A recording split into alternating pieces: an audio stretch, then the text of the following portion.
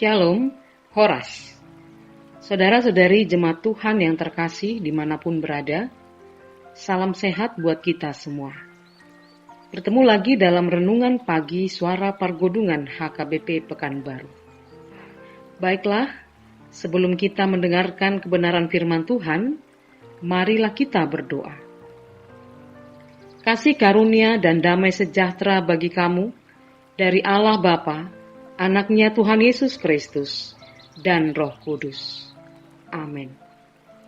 Saudara-saudari yang terkasih dalam Kristus Yesus, firman Tuhan yang akan menyapa kita hari ini tertulis dalam kitab Wahyu pasal 21 ayat 4, demikianlah firman Tuhan.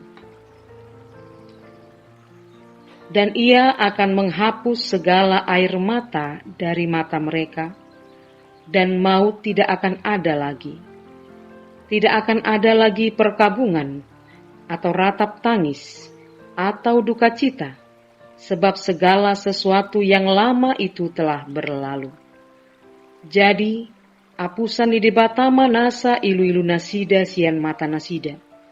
Dangadong be hamatean nang arsak niroha, nang anggu-hangguk, nang nahasit, dang disibe, ainunga salpu naparjului. Demikianlah firman Tuhan. Saudara-saudari yang terkasih dalam Kristus Yesus, tanda yang pertama sekali kita tunjukkan ketika kita lahir ke dunia ini adalah menangis.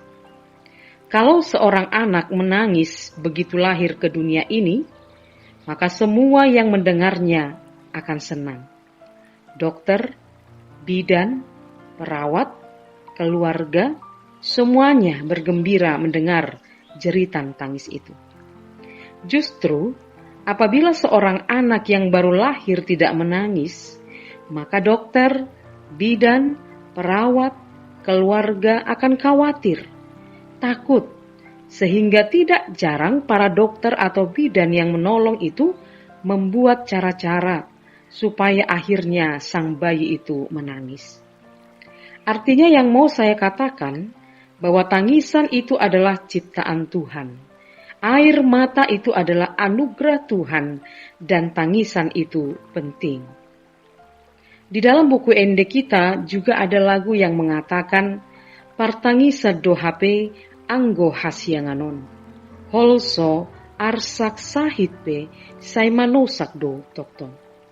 Saudara-saudari yang terkasih dalam Kristus Yesus, ternyata tangisan itu sudah ditakdirkan menjadi bagian dalam hidup kita. Ngajab bartabe partangisani, bagiat tado partangisani. Hidup kita manusia telah diatur sedemikian rupa. Ada kalanya kita menangis, ada kalanya kita tertawa. Dan kenapa kita menangis? Tentu pasti ada penyebabnya. Contoh, karena kita mengalami kesakitan, karena kita mengalami kesulitan, karena kita mengalami penderitaan, karena kita kehilangan orang-orang yang kita kasihi, kita berduka cita. Dan ternyata itu pun telah menjadi bagian dari hidup kita manusia. Holso arsak sahit saina songgop dui dinguluta. Itulah yang membuat kita menangis, meneteskan air mata. Dan selama kita masih berada di dunia ini, maka tangisan itu akan selalu datang dalam hidup kita. Saudara-saudari yang terkasih dalam Kristus Yesus, namun firman Tuhan berkata pada kita bahwa tangisan itu pun tidak selamanya. Karena ada masanya. Di suatu tempat kita tidak akan mengalami lagi yang namanya menangis, yang namanya kesakitan, menderita, berduka cita. Itulah yang mau disampaikan penulis kitab Wahyu ini. Kita tahu bahwa kitab Wahyu ini adalah penampakan sekilas tentang akhir zaman. Ketika kita semua di dunia ini, ketika kita semua umat manusia telah diubahkan dan dihakimi oleh Yesus, maka ada dua tempat bagi manusia, yaitu surga dan neraka. Surga itu tempat orang-orang yang selamat dan yang menerima hidup yang kekal, serta tempat di mana kita bisa mengalami sukacita yang kekal dan abadi. Mereka itu adalah tempat manusia yang selamat. Neraka itu adalah tempat manusia yang tidak selamat, dan tidak mendapatkan hidup yang kekal, dan akan mengalami tangisan yang kekal. Di sorga, kelak Tuhan akan menghapus segala air mata dari mata mereka, dan maut tidak ada lagi, tak akan ada lagi perkabungan dan ratap tangis atau duka cita. Tetapi semuanya telah digantikan dengan sukacita yang abadi dan kekal. Siapakah yang dimaksud dengan mereka ini? Mereka, yaitu orang yang bertahan di dalam penderitaan. Mereka, yaitu orang yang tetap mempertahankan imannya pada Yesus sekalipun banyak tantangan dan rintangan. Mereka, yaitu yang mau menyangkal diri dan mengikut Tuhan.